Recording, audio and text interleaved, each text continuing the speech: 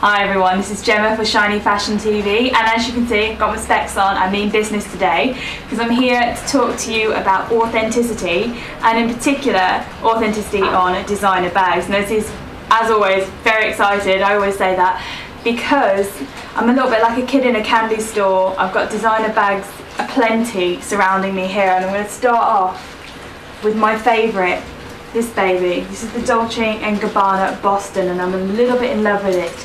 Now this has come to us from kudos.com, who I hope a lot of you will know from seeing them on the Bag Lady and so on.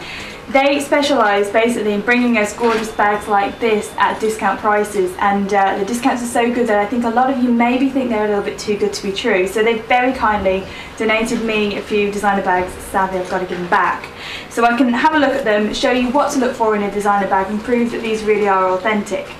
So we're going to start off with this one, the Dolce & Gabbana Boston, as I said. Now, first things first, you should always, if you get the chance with a designer bag, pick it up, have a feel. A good leather bag will be quite heavy. You'll be able to feel that those handles are quite strong.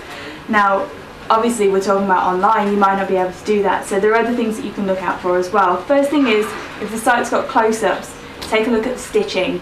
That's always a really good indicator of how good a bag is. I'll show you on this one.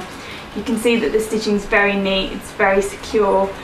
All the edges of the leather there are covered. There's no signs of kind of cheapness or rough leather in there, which you may well find on a cheap bag. I've seen fakes, I've seen them on the market, I've bought them off eBay, and you never get quite the same quality. Now, as a lot of you will know, I am a high street shopper.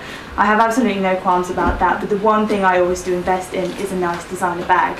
And there are a lot of reasons for that, the main one being it does last so much longer. I really cannot exaggerate that enough. So we're going to move on for now. One of the biggest brands on the market today, I think.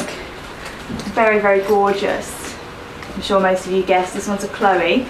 This is the Chloe Betty, which was on the catwalks, I think, last autumn, but still a real classic. I mean, if you're one of those people who loses everything, this has got so many pockets, you can kind of store your life away in a very compartmented way. Again, with this one, you just got to look at things like the edges of the straps, the stitching along with the leather, how neatly it's all finished off. And also with Chloe, you've got things that kind of give it away that you might not get on fake, like actually says Chloe on the strap there. You've got your little purse that's attached to it on there. You've got zips which are really, really strong and secure, and again say Chloe on them. Look for things like that. Look for the close-ups on websites and see if you can kind of pick out all these little extra details that you might not find on the fake. Final bag that I've got, which is absolutely massive, and I have to cover my face now. This is the oversized tote from Prada, which I think is even too big for all of my stuff, but you know, you could fit a laptop in there, you could fit your purse in there, you could fit the kitchen sink in there if you really wanted to. I'm going to show you on this one other things to look out for, like your logo on the inside. And if we just take a look inside, we've got all the authenticity information, the little Prada card there, you've got your little information booklet, and then these things are always good to look out for as well. Plastic authenticity cards, which you get, it looks like a credit card. As you can see, it's even got the magnetic strip on the back. Now this is more difficult than most things to fake, so if you're looking on eBay, look out for things like that on designers like Prada. You know, they can easily fake everything from these cards, even to fake Neiman Marcus or, you know, Selfridges receipts. There are websites out there that sell templates for these receipts, so don't be persuaded by places like eBay. I just wanted to talk a little bit more about why you would go for a designer bag over anything else. Now, you know, these bags cost anything upwards of about £300 if you're looking for anything from Marc by Marc Jacobs up to, you know, the Hermes Kelly, which is about £5,000 and absolutely impossible to get hold of. Why would you want to spend that much?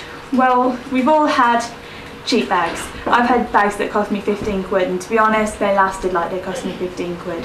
There are always exceptions, of course. You know, there are places out there that sell great leather bags, but you've really got to look into your cost per wear on this one, I think. You know, Marc by Marc Jacobs bag that costs you 250 quid that you carry every single day for a year, it's probably better than that £10 dress you bought in Primark and wore once.